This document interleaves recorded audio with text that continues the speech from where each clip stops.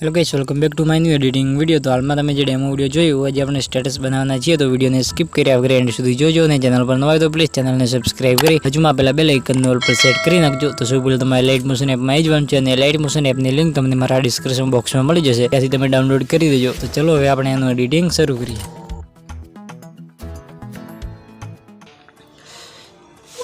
Hello guys, welcome back to my new editing video. तो હવે થોડા દિવસમાં ગણપતિ બાપાનો બર્થડે આવે છે, તો આજે આપણે ગણપતિ બાપાના બર્થડે માટે જોરદાર સ્ટેટસ વિડિયો એડિટ કરવાના છીએ। તો સૌ પહેલા તમારે લાઇટ મોશન એપની અંદર આવી જવાનું છે ને એમાં તમારે એક XML ફાઇલ એડ કરવાની છે, ગણપતિ બાપા બર્થડે। તો આ XML ફાઇલ સિમ્પલ તમારે એની અંદર એડ કરી દેવાની છે ને XML ની લિંક તમને મારા ડિસ્ક્રિપ્શન બોક્સની અંદર મળી જશે।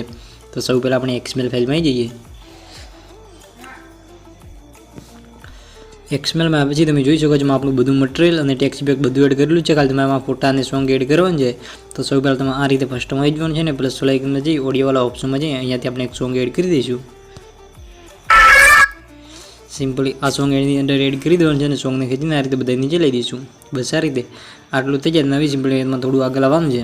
સિમ્પલી આ રીતે તમારે 10.12 સેકન્ડ જે બીટ છે તે બીટ પર આવી જવાનું છે ને એ તમારે બે બીટ જોવા મળશે। તો સિમ્પલ આપણે બે બીટની અંદર ફોટા એડ કરવાના છે।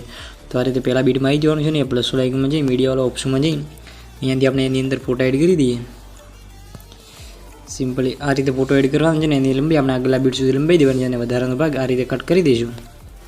બસ આ રીતે અને એની આપણે ફૂલ સ્ક્રીન કરી દેવાની છે। તો 3 ડોટમાં જઈ અને એની ફિલ કોમ્પોઝિશન નહીં રહે એટલે આપણો ફોટો ફૂલ સ્ક્રીન થઈ જશે। બસ આ રીતે આપણે બીજો ફોટો પણ એની અંદર એડ કરી દઈએ।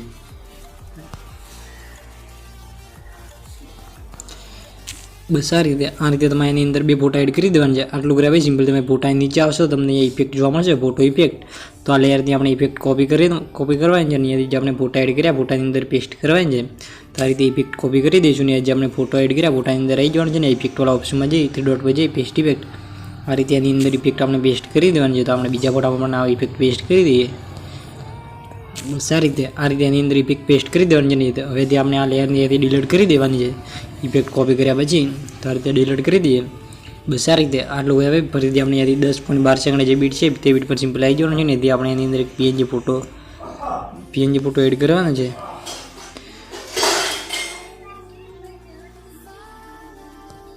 તો સિમ્પલી આ PNG ફોટો એની અંદર એડ કરી દેવાનું છે ને એને આપણે ખેંચીને આપણે નીચે લઈ દેવાનું છે સિમ્પલી। બસ આ રીતે અને એની લંબાઈ આપણે વિડીયો લંબાઈ સુધી ખેંચી લઈશું। બસ આ રીતે એની સાઈડ પણ થોડી નાની કરી દઈએ। બસ આ રીતે આટલું કર્યું સિમ્પલ બે કહીશું।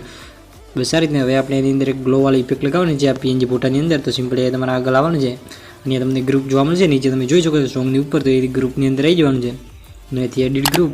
બસ આ રીતે તમને ઇફેક્ટ જોવા મળતી છે, ટેક્સ ઇફેક્ટ છે આપણી બધી। તો આપણે આ રીતે તમે એની અંદર તમારે ટેક્સ ઇફેક્ટ બદલી દેજો અને તમારે ઇમોજી ચેન્જ કરવા હોય તો ઇમોજી પણ તમે ચેન્જ કરી શકો છો। અને એમાં ઇમોજીમાં જે ફોન્ટ મેં યુઝ કરીએ ફોન્ટ તમારા ડિસ્ક્રિપ્શન બોક્સની અંદર મળી જશે। તમે ફોન્ટ ડાઉનલોડ કરી અને લાઇટ મોશનની અંદર એડ કરી દેજો।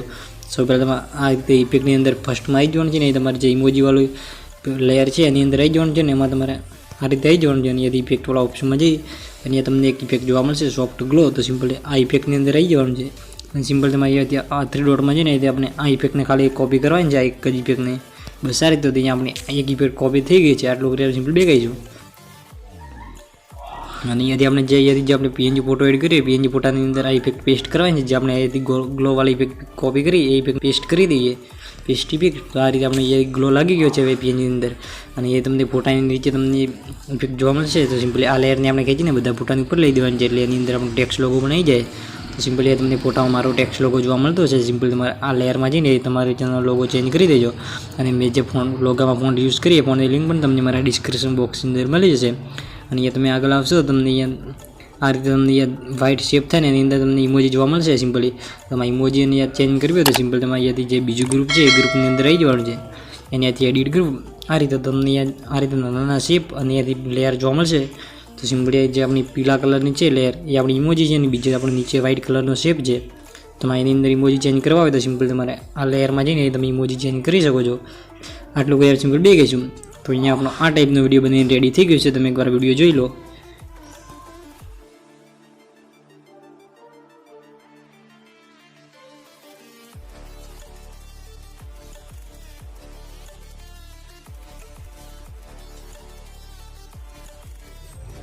તો અહીંયા આપણો આ ટાઈપનો વિડીયો બનીને રેડી થઈ ગયો છે. સિમ્પલી આપણે એને એક્સપોર્ટવાળા ઓપ્શનમાં જઈને એથી ફૂલ એચડીમાં વિડીયોને એક્સપોર્ટ કરી દેવાનું છે. તો વિડીયો બનાવવામાં તમને કંઈ પણ તકલીફ પડે તો મને કોમેન્ટ બોક્સમાં જણાવી દેજો. તો મળશું આપણે એક નવા એડિટિંગ વિડીયોની અંદર. તબ તક કે લીએ રાધે રાધે, જય દ્વારકાધીશ.